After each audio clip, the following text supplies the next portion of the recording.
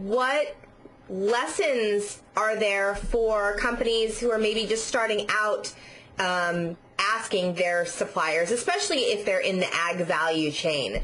What are the lessons there before you push to your first tier suppliers and expect them to push to their suppliers and their suppliers all the way back to the farm? What are the lessons there in crafting and thinking about gathering supply chain data? Yeah, and I think it's a fantastic question, and I think it has two layers. And I think the first one is just looking internally. I mean, do you know why you're doing this? You know, why are you as a company investing in it? What piece of your business strategy is this going to fulfill, and is this the right way to do it? We do see companies sort of chasing after carbon or a life cycle analysis or a particular facet of measurement in sustainability. We don't always see that they have a really defined and understood knowledge internally as to why they're doing it and what are they going to do when they're going to get the number.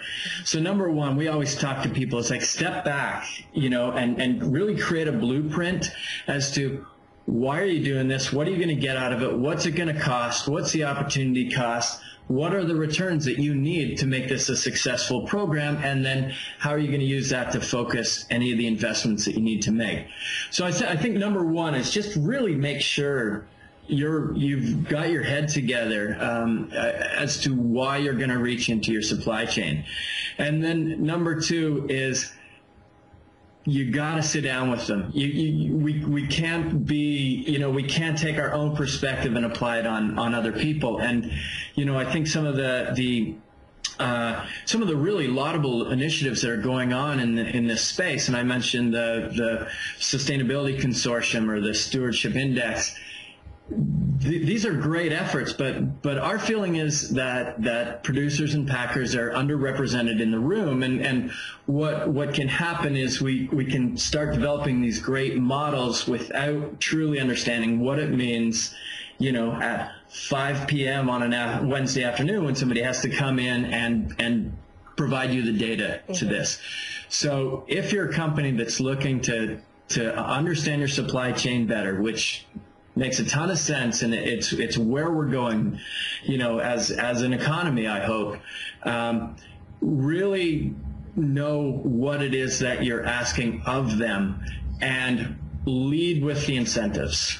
You know, make sure that the first thing that you're talking about when you get into the room with them is like, this is the upside, and this is a real upside. And, you know, some of the things that we're seeing out there is like, well, we're going to, you know, gather and share best practices is a common one. And there's value in that. And I don't want to undermine that. But from a producer's perspective, what is that value? Can you show me how much money this is going to make me save? And is this value for year one, but what about year three? You know, and another one that we see is, well, we're going to be able to benchmark you against other people in your region. Again, when we get there, this is going to be really valuable. Mm-hmm.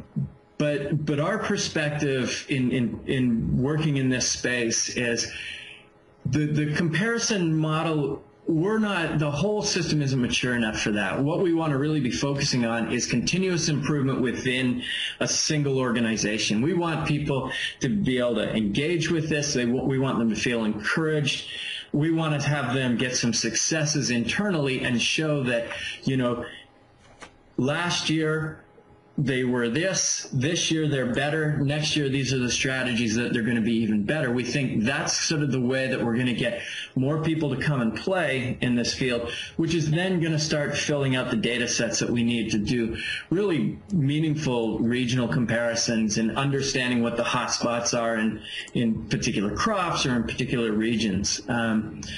But yeah, right now what we want to do is get the business case together. Tell them what their ROI is and commit to it and follow through on it. And so that's sort of our leading advice to people that want to understand their supply chain better. Mm-hmm.